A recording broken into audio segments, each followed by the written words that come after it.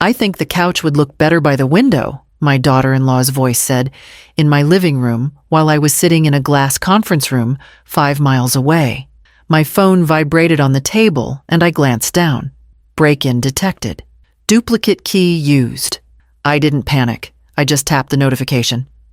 The live feed from my front hallway camera opened instantly. There they were. Jay, my son, and Lacey, his wife. Both of them were walking in like they belonged. Jay was carrying a box labeled books, and Lacey had what looked like my spare pillows clutched in her arms. Behind them, a truck was backed into the driveway. The back was open. Furniture, boxes, plants. They weren't checking on the house. They were moving in. 30 seconds later, the alarm went off. It blasted through the speakers like a fire siren, echoing through every hallway, every room. Lacey dropped the pillows. Jay spun around looking for the panel. Neither of them knew the code. I watched from my phone as they panicked.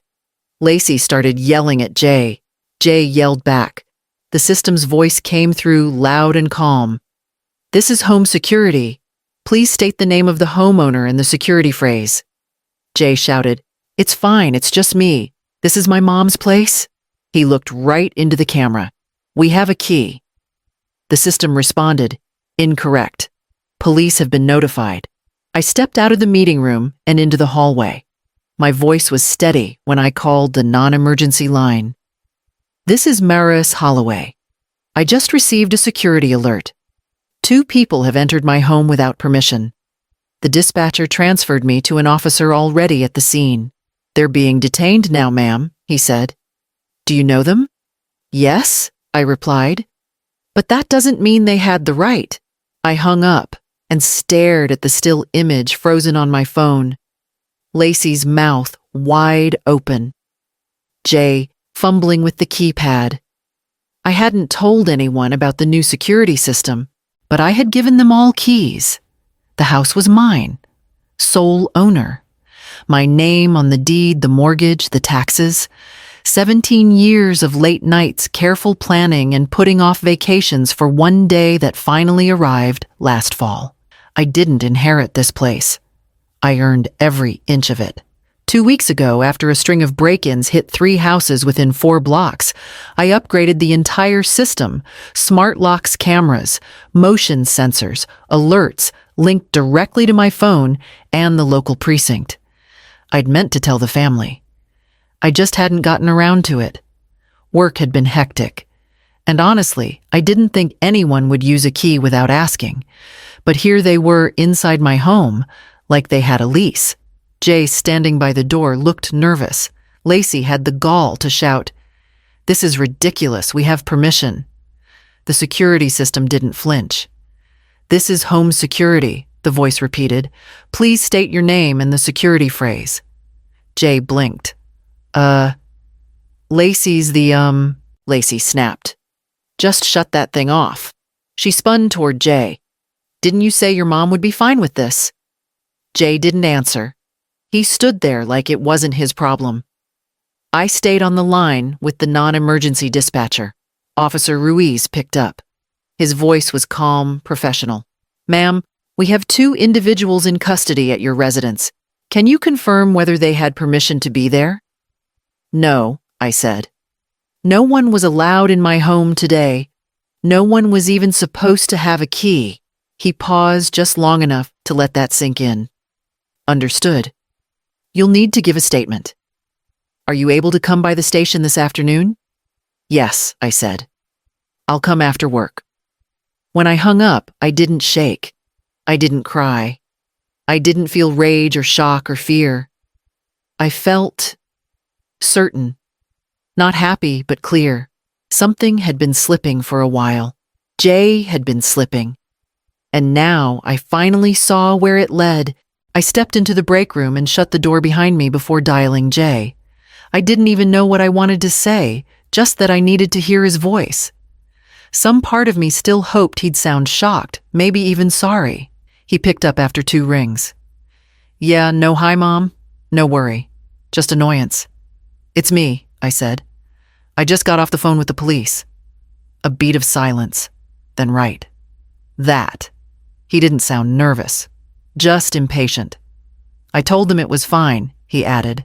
Didn't expect you'd set off the damn alarm. You didn't tell me anything, Jay, I said. That's the point. He scoffed. Mom, it's not a big deal.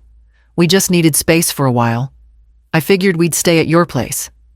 I told us we could. Like it was his call to make. Like the house belonged to him. You don't live here, I said. Flat and quiet. Technically, he replied, I have a key. And we're family. You act like we're strangers or something. The air in the room felt hotter with every word. I could feel my jaw tightening. You didn't even ask, I said. You didn't call. You just walked in with a truck. He chuckled. Lacey said you'd freak out. Guess she was right. I'm hanging up now, I said, before the heat in my chest turned into words I'd regret. And I did. I ended the call and stood there in silence, phone still in hand. It wasn't just what he'd done. It was how normal it felt to him. Like my house was an extra closet he could open whenever his own life got messy. Like I was just a fallback plan. I stepped out of the break room and walked straight to my desk. I opened the drawer where I kept personal files and took out the folder I hadn't looked at in almost a year. Inside it was a copy of my deed, my name, only mine. Just in case anyone needed reminding. The phone buzzed just after lunch. I didn't recognize the number, but something in me already knew. I stepped out into the hallway and answered. This is Maris.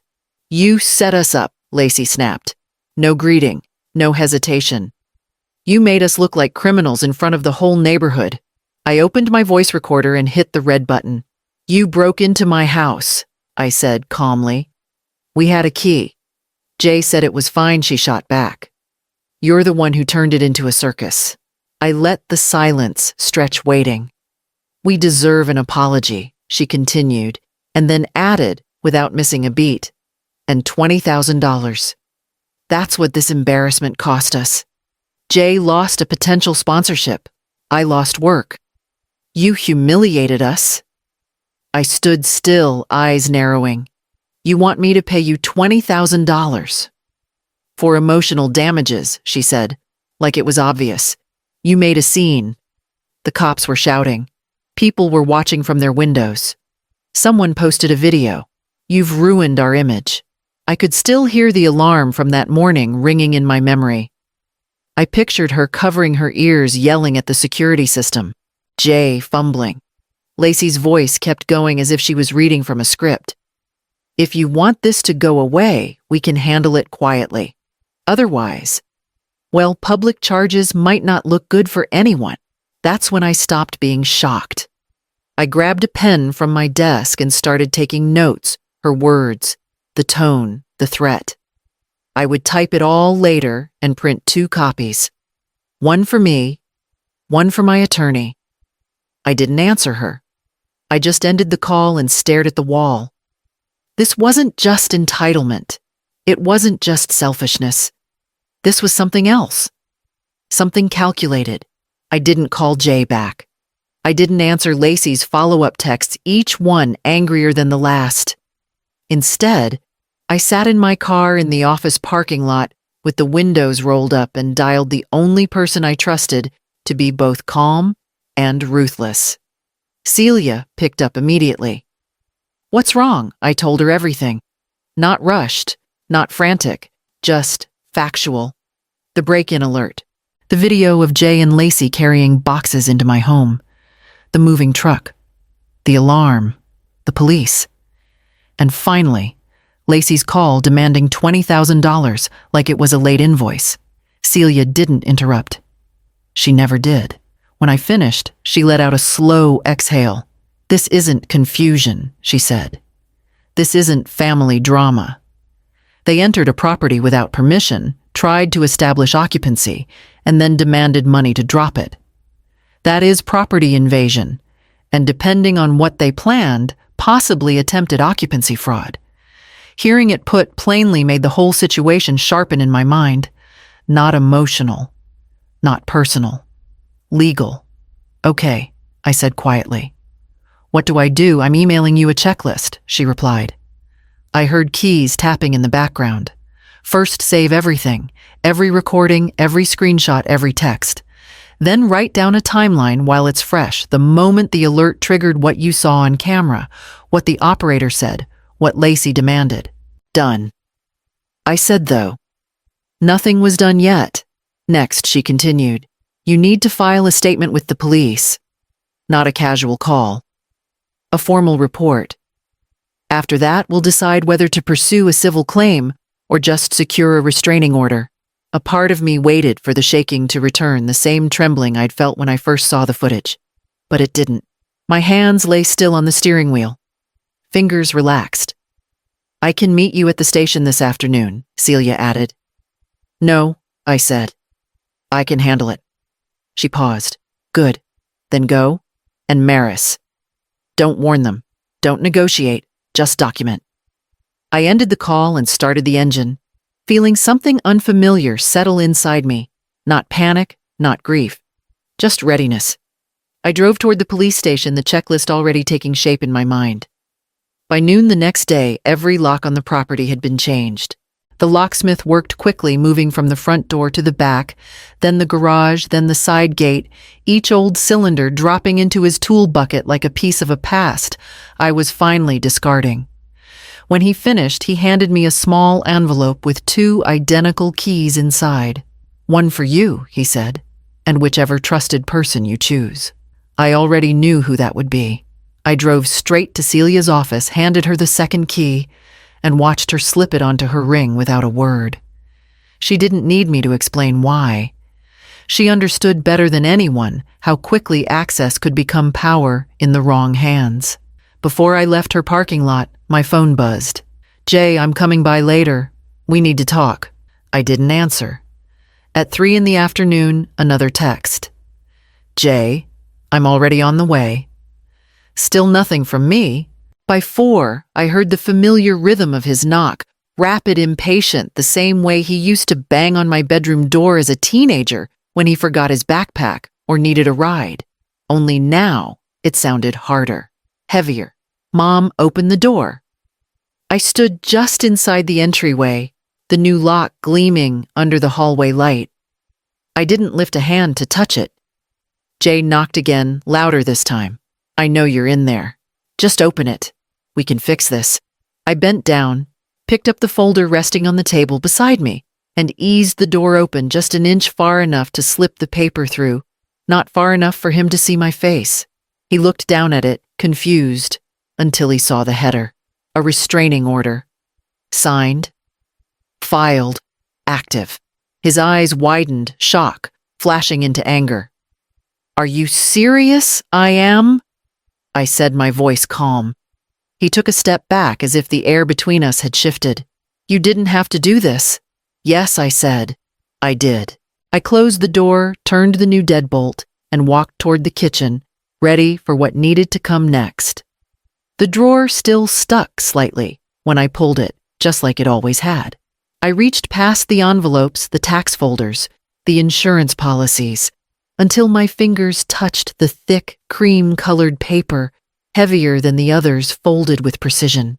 It was the old copy of my will, the one that named Jay as executor, the one I'd signed when I still believed he understood what respect meant.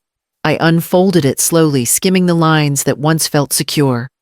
My handwriting in the margins. The signature I'd placed with such clarity. I stared at his name. Then I tore the page straight down the middle. I didn't feel grief, only relief.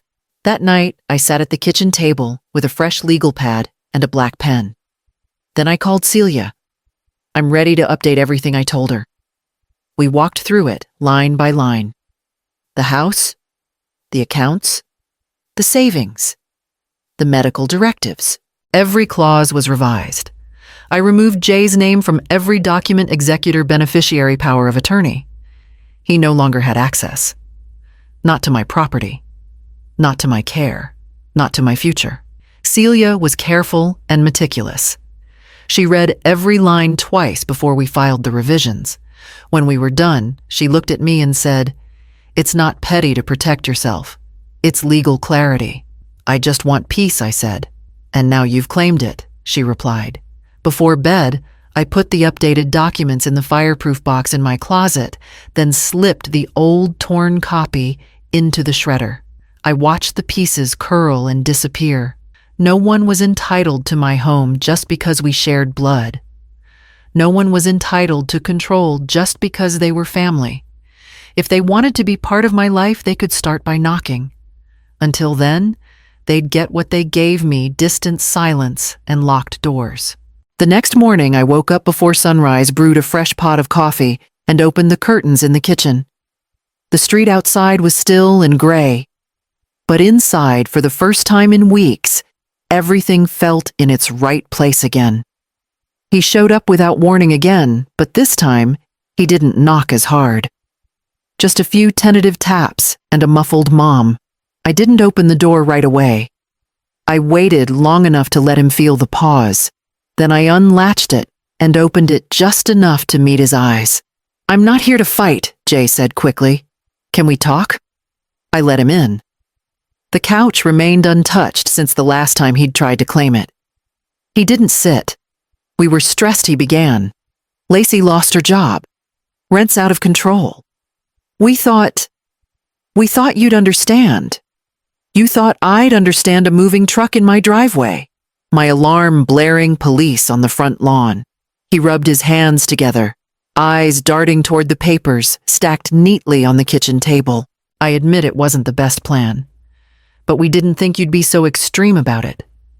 Your family. We figured it'd blow over." "No," I said, my voice steady. "You didn't figure. You assumed, then you demanded."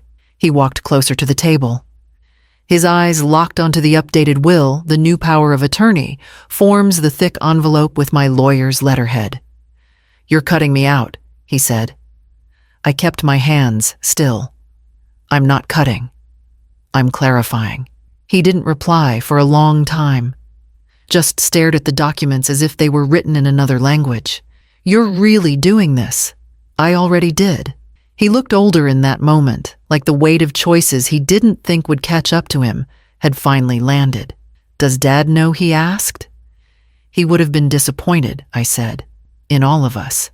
He nodded once, almost like he agreed.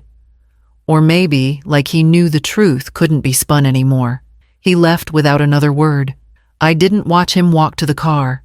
I simply closed the door behind him, locked it, and sat back at the kitchen table, where everything that mattered was already written down. The station was quieter than I expected. A few officers walked in and out of rooms, voices low, the hum of printers filling the space between them. Officer Ruiz met me at the front desk and guided me to a small interview room. The chair was cold beneath me as I set my folder on the table, neatly organized, labeled complete. I laid out everything. Footage from the cameras, screenshots of the truck in my driveway, the call log showing the moment the alarm went off, the audio file of Lacey demanding money, the text messages that followed, my written timeline down to the minute. Ruiz reviewed each piece carefully, nodding to himself. When he reached the audio recording, he played it twice, his eyebrows tightening on the second run. When he finished, he folded his hands over the folder. "You've done everything right, ma'am," he said. "This is exactly how these situations are supposed to be documented. We'll attach this to the report and update the record on your restraining order." I felt something loosen. Not relief exactly, but something close. A letting go of the part of me still trying to understand how things had slid so far. I signed the last page, dated it, and handed the pen back. On the drive home, my phone buzzed nonstop in the console. I didn't look at it until I pulled into my garage. When I finally picked it up, I saw the pattern before I even opened the messages. Anger, pleading, excuses, threats, promises. "Jay, this is ridiculous." "Jay, Mom, please answer." "Jay, we just needed help." "Jay, you're choosing strangers over your own family." Jay, why are you doing this, Jay? You can't actually go through with this. There were dozens of them. I scrolled once, then set the phone on the counter. I didn't feel guilt. I didn't feel triumph. I just felt done. I opened my settings, selected his name, and pressed block. Then I blocked Lacey. Then every number I didn't recognize. By the time I finished, the house was quiet again, the kind of quiet that didn't demand anything from me. I turned off the kitchen light, walked toward my bedroom, and prepared for what the next morning would bring. Weeks passed. I didn't realize how much noise they brought until it was gone. The kind that lingers in the walls, resentment, expectation, entitlement disguised as love. Now silence returned, not empty, but whole. A kind of stillness I hadn't felt in years. The locks stayed changed. The security system updated. The contact list thinned down to only those I trusted. No more surprises. No more rehearsing conversations I'd never have. On Thursday evening, I sat on the terrace, the small one off the back of the house with high walls and a single bulb overhead. The light clicked on as the sun dipped behind the fence. I pulled the blanket tighter around my shoulders and let the coffee warm my hands. Celia's message lit up my phone. Celia, it's done. All official. Everything's protected now. I replied with a simple, thank you, then placed the phone face down. It wasn't pride I felt, not satisfaction either. It was something quieter, like standing on a shore after the tide is pulled out, leaving the sand smooth again. No more second guessing, no more wondering if I'd been too harsh or too cold. I hadn't been. I'd been clear, and they had crossed a line I could no longer ignore. Inside the folder with the new will, the restraining orders, the property filings, they sat neatly where the old ones used to. The old ones with Jay's name, with phrases like next of kin and executor. Things I once thought were signs of love, of duty. Not anymore. A breeze moved through the space between the walls, enough to stir the edge of the blanket on my lap. I sipped the last of the coffee, lukewarm but comforting. For the first time in a long time, I didn't feel watched, or owed, or invaded. The lamp above me flickered once and held steady. The cup empty, the night mine again.